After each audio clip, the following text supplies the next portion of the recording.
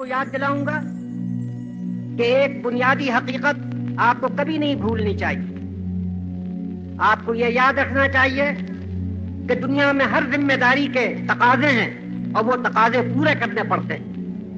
دنیا میں ٹھوکریں انہی کو لگتی ہیں کہ جو چلتے ہیں. جو پاؤں توڑ کر بیٹھ جاتے ہیں انہیں کبھی ٹھوکر نہیں لگتی. گرتے وہی ہیں کہ جو دوڑیں گے.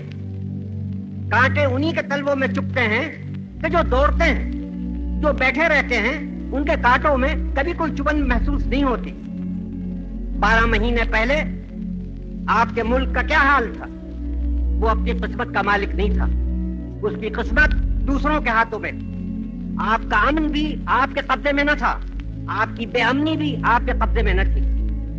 جب کبھی ملک میں بد امنی ہوتی تھی تو آپ اپنے طرف نہیں دیکھتے تھے, ان کے طرف دیکھتے تھے. جب آپ کو کوئی تکلیف و پریشانی ہوتی تھی آپ ان کے آگے مجبور ہوتے تھے کہ اپنا ہاتھ بڑھائیں.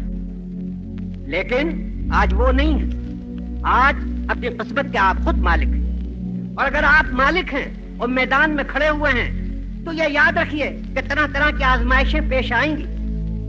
کوئی بھی نہیں چاہتا کہ اپنے کو آزمائش میں ڈالے. کوئی بھی نہیں چاہتا کہ غموں اور دکھوں میں اپنے کو ڈالے. لیکن اگر ہم نے ذمہ داری کا بوجھ اٹھایا ہے تو طرح طرح کی پریشانیاں ہمیں پیش آئیں گی. اگر ہم میدان میں دوڑ رہے ہیں تو قدم قدم پر ہم کو ٹھوکروں سے دوچار ہونا پڑے گا. اس سے ہمیں گھبرانا نہیں چاہیے, اس سے ہمیں اکتانا نہیں چاہیے. مرد بن کر ان تمام ذمہ داریوں کو اٹھانا چاہیے اور ان پریشانیوں کا مقابلہ کرنا چاہیے. اس لیے میں آپ سے یہ کہوں گا, میں ان خیالات سے بے خبر نہیں ہوں کہ جو آج ہمارے سینکڑوں ہزاروں بہنوں اور بھائیوں کے دماغوں میں گونج رہے ہیں. وہ مصیبتیں کہ جو اس ملک پر آئیں اور ان مصیبتوں کے جو اثرات ابھی تک چل رہے ہیں وہ سب ہمارے سامنے. اور گورنمنٹ کا اور ہر ہندوستانی کا فرض ہے کہ جہاں تک بھی ممکن ہو سب سے پہلے ان دکھوں کو دور کرے. لیکن اس کے ساتھ ہی آپ کو اپنی ہمت نہیں ہارنی چاہیے اور ایک منٹ کے لیے یہ نہیں سمجھنا چاہیے کہ اب آپ کے لیے چین نہیں ہے. میں نے ابھی آپ کو یاد دلایا کہ سب سے بڑا چین تو اس کے لیے ہوتا ہے کہ جو زندگی سے محروم ہوتا ہے. ایک ٹھنڈی لاش جو پڑی ہوتی ہے اس کو کسی طرح کی فکر نہیں ہوتی.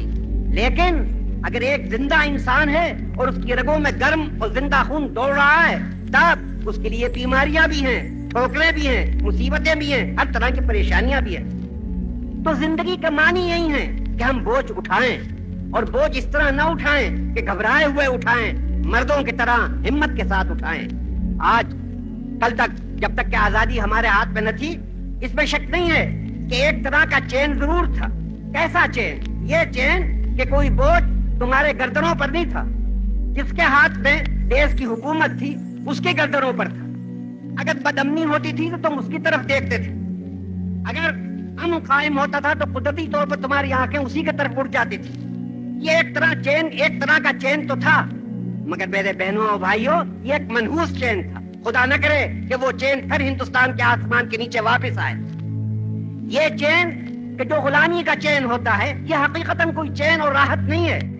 لیکن اگر ایک قوم آزاد ہے, ایک ملک آزاد ہے تو اس کو بوجھ اٹھانے پڑیں گے, آزمائشوں میں کودنا پڑے گا, پھولوں کی سیج پر سے نہیں گزرنا پڑے گا, کانٹوں پر دوڑنا پڑے گا.